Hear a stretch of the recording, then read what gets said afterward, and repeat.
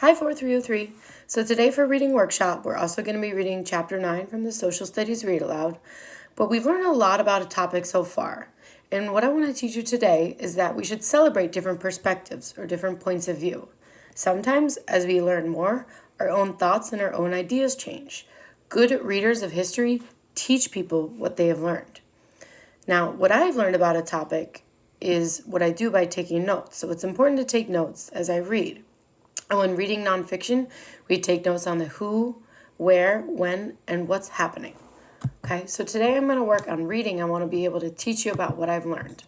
So I'm on chapter 9, which has a change in thinking. So, it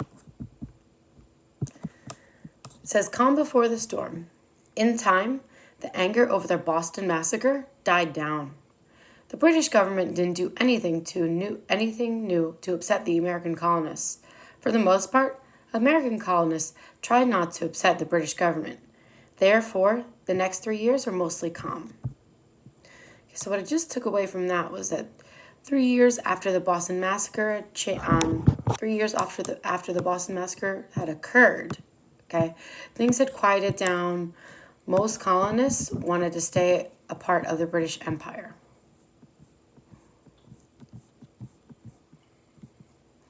In the early 1770s, colonists' feelings toward London and Britain itself were changing. So there's the colonists who wanted to say, okay, we're a part of Great Britain, we should never stray away from them. But now those ideas are changing. So I wonder if in time things change. It says still, the way many colonists thought about Britain was changing. A country that sets up colonies in other lands is often called the mother country. Right, we know that England has set up colonies all over the world, not just in North America, but they had also colonies in Asia and other parts of the world. So that's what most colonists had always called England or Britain, the mother country. Even those who had never been there called Britain home. The British described their relationship with the colonies the same way. So I'm thinking the British people are pretty loyal to their home. British Prime Minister William Pitt once said, "This is our mother country. They are our children, and they must obey, and we must prescribe," which means set the rules. But children grow up. They learn to do things for themselves. They gain confidence. They need to do things their own way. Eventually, they live on their own, independently. So I'm thinking now, so far, they're telling us 3 years has passed. It's been kind of quiet. A lot of British, their thinking has changed. And it's saying independently is a one-word sentence. So I'm thinking their thinking has changed, that they want to be independent. They don't want to be a part of Britain. It says, after the Boston Massacre, some colonists wondered whether that time has come. This change in thinking happened slowly. Yeah, I'd say 3 years is pretty slow. At first, only a few felt that way. Most colonists wanted to stay in the British Empire. They were loyal to their king. So at first they wanted to stay in the first part of the 3 years. They thought it was time. But then they just thought it was time for the British government to stop making rules for them. So at first they thought it was okay, and then after the 3 years, they got tired of the government making rules. A small number of colonists talked about going further. They believed they could only keep their liberties by breaking away from Britain. The colonies, they believed, must become independent. So a small group of people weren't just okay with letting things be, letting things stay quiet for a couple of years. They actually wanted to try to break away, where most people didn't want to take any action. I'm at the subheading that says Sam Adams on page 58. Sam Adams of Boston was one of the colonists who believed in independence, so he wanted to break away from Britain. Adams came from an important Boston family. Sam Adams also wanted the colonies to be independent of Great Britain. In 1765, at the time of the Stamp Act, Adams helped to organize the Sons of Liberty. He was one of the leaders in the boycotts against British goods. From that time forward, Adams worked to convince others that it was time to separate from Great Britain. In newspaper articles, he told colonists to stand up against the British for their rights. Wow, I'm sort of thinking Sam Adams is like a leader, if he's telling other people what to do. The liberties of our country are worth defending at all risks, he wrote. It would be a disgrace to allow our freedoms to be taken away from us by violence, without a struggle, or be cheated of them by tricks. So I'm thinking he's sort of a leader at this time point. I remember he organized the Sons of Liberty, and now they're going to tell us he also organized another committee.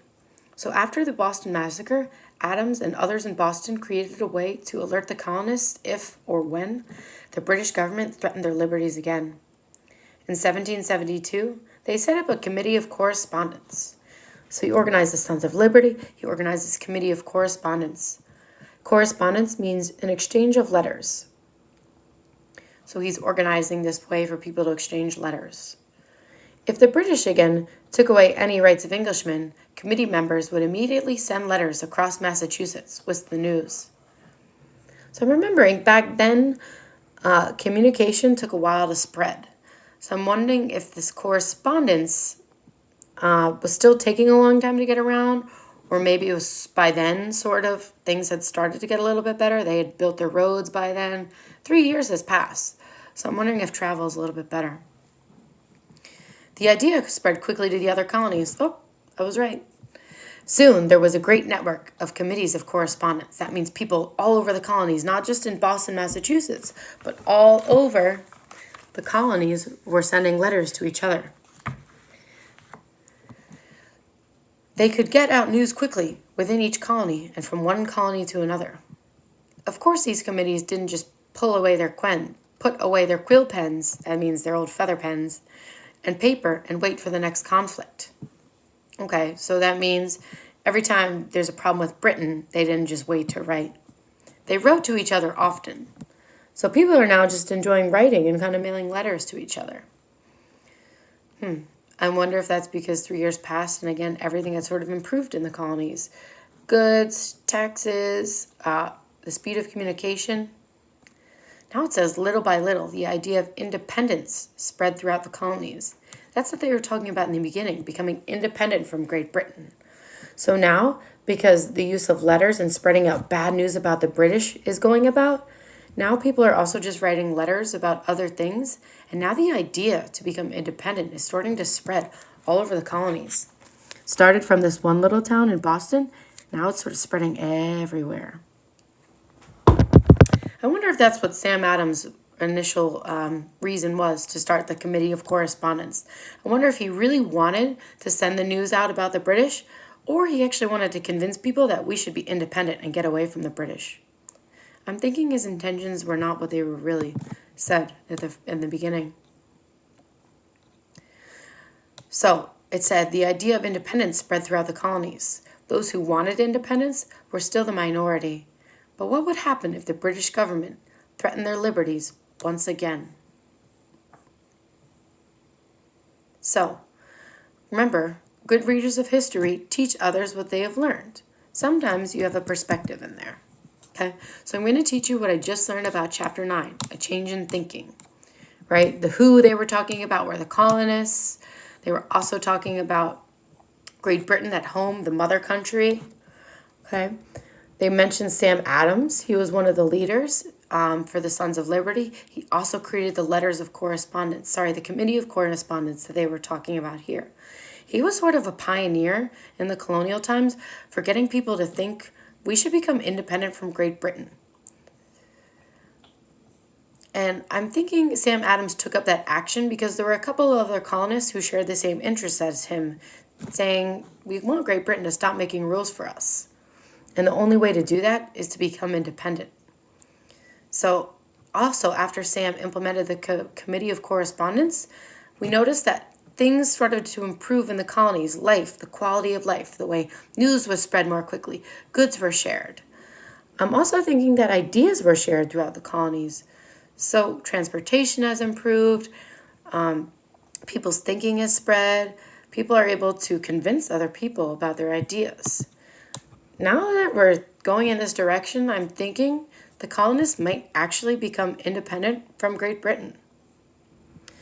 Be sure to teach someone what you learned about the chapter after you read it. Good readers of history teach others what they have learned. They also think about their own perspective, right? I'm thinking that Sam Adams had another agenda, but that's just my perspective.